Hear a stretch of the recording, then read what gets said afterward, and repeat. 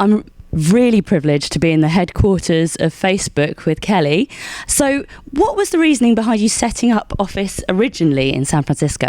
Mark obviously started Facebook in his Harvard dorm room, and I think has obviously a lot of ties to the East Coast. But ultimately, I believe it began with serendipity as he started meeting others and investors and made the move out west, and then ultimately set up shop here. And I think the early stories are fantastic with Mark and some of the early first 5 folks at Facebook all in a house working together. And then from there, the company started to grow, and I think really found a foundation in Silicon Valley with the tech talent that's here, with Stanford and the university community here that I think continues to be a place that we really pull talent from. And now the Valley is very much part of Facebook's DNA.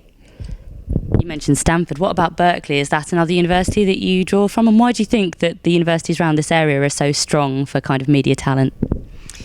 We do. I mean, we are lucky to have such great universities in the Bay Area, and we absolutely pull from Stanford and Berkeley and a number of others. We have, I think, great talent coming out of MBA programs around the U.S., and we're actually also very focused on reaching out to those colleges and communities to get great talent to come to Facebook, and that's both in Northern California and outside. If you were to describe the different scenes of West and East, what do you think sets them apart? What's the difference with the atmosphere around your offices here based with the ones on your East Coast?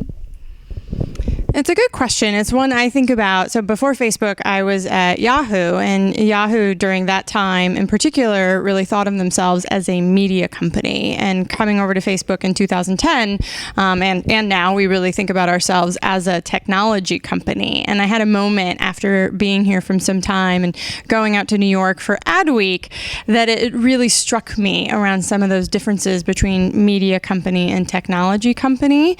And I think what you see from us now as we grow and mature is a really nice mix of both. So technology is at our core and DNA, and when you're in headquarters, obviously an engineering center for us where we're really driving most of our product development, but we've also continued to really grow and staff up in New York in particular, and we're very focused on our outreach to the New York communities, agency community, and big brands that also have a lot of resourcing out of the East Coast. So it's fantastic to be where we are today because I do think it's this fantastic mix of technology and media.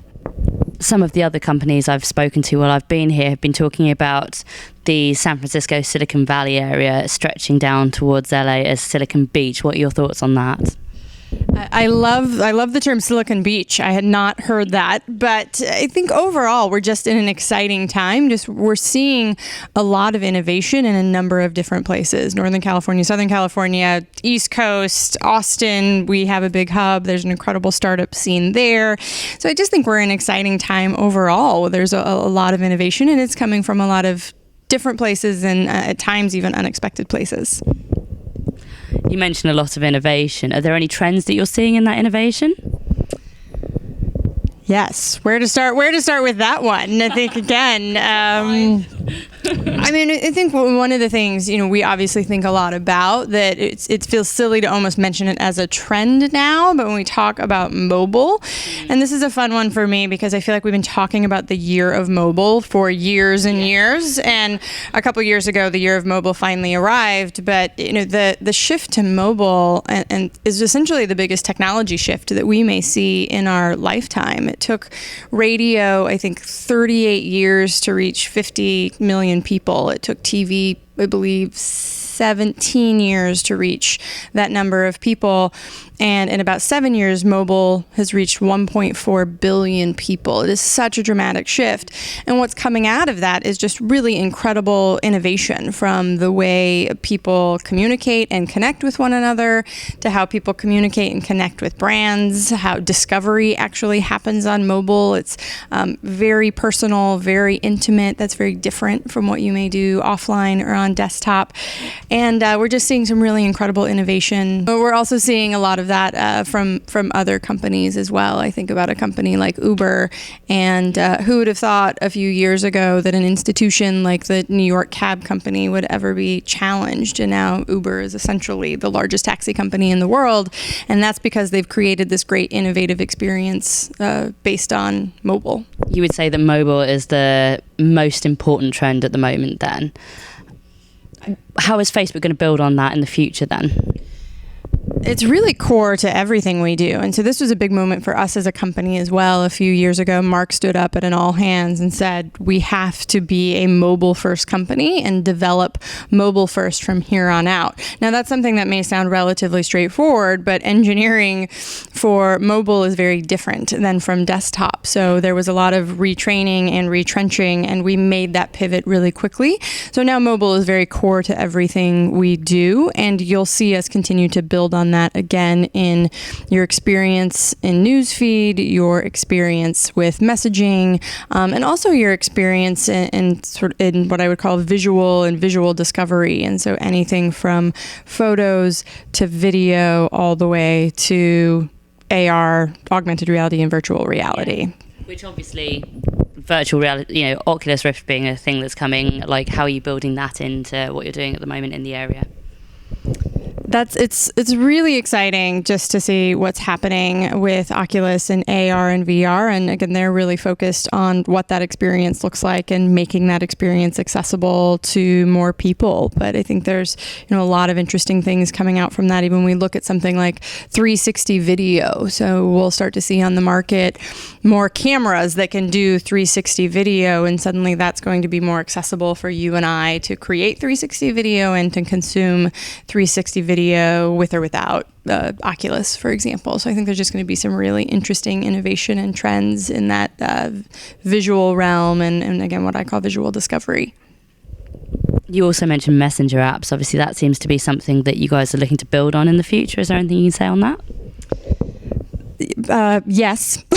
Well, yes, we'll continue to build on Messenger. I mean, I think sort of our core mission is to make the world more open and connected, and Messenger is a big part of that, and how people like to communicate with one another and also ultimately communicate with businesses. I think one of the things that's really interesting, Messenger started to do some integration and tests with a few merchants. Everlane is an example, and I don't know if you've had the experience, but it's this phenomenal experience where I made a purchase and then I had the option to communicate receive my receipt via Messenger, and I suddenly had this very personal relationship, what felt very personal with Everlane, where they're sending my receipt, and then I actually said, I bought that in gray, I'd really love it in black, can I add another one to my order? Sure, no problem, your new total will be X, we'll go ahead and charge the card we have.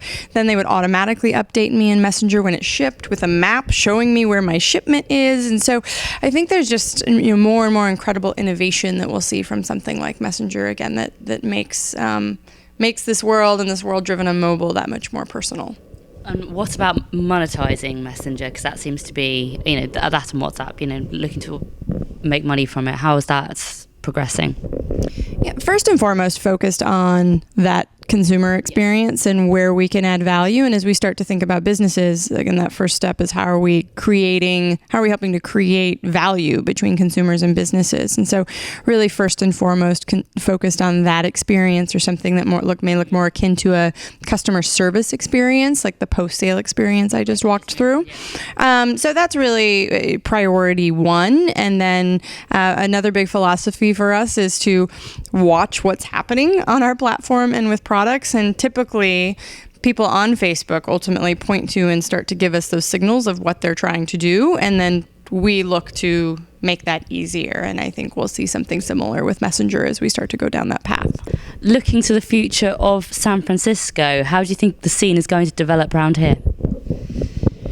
Well, I hope we continue on the trajectory that we're on. It's just, again, really exciting to see the innovation in so many parts of the Bay Area. And I've committed myself to make sure I spend more time reading and watching and seeing what else is happening, because there's so much. And I think being here, you can get really focused on what's happening at Facebook, but I'm really inspired by just the entrepreneurship and the innovation happening in so many parts of the Bay Area, and again, both in the Valley and in the city and beyond. So I hope that continues.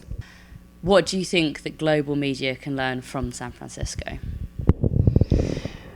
I think we can learn a lot from each other. I think that's the most important piece of that. And we have a lot of different companies and businesses that come to Facebook in particular I think they're interested in a few things when they come. One is culture, is we have such a unique culture, and we've been really focused on being open in our culture and transparent and empowering people, and hopefully that's something that people is not only specific to Facebook but spreads beyond to Silicon Valley. But I think the move fast piece is a really important one. Not being afraid of failure is another. You see that all over Silicon Valley in terms of people trying new things and failing, and it's not something that marks their lives or careers. They said, great, here's what I learned from it, and this is what I'm going to apply to the next one.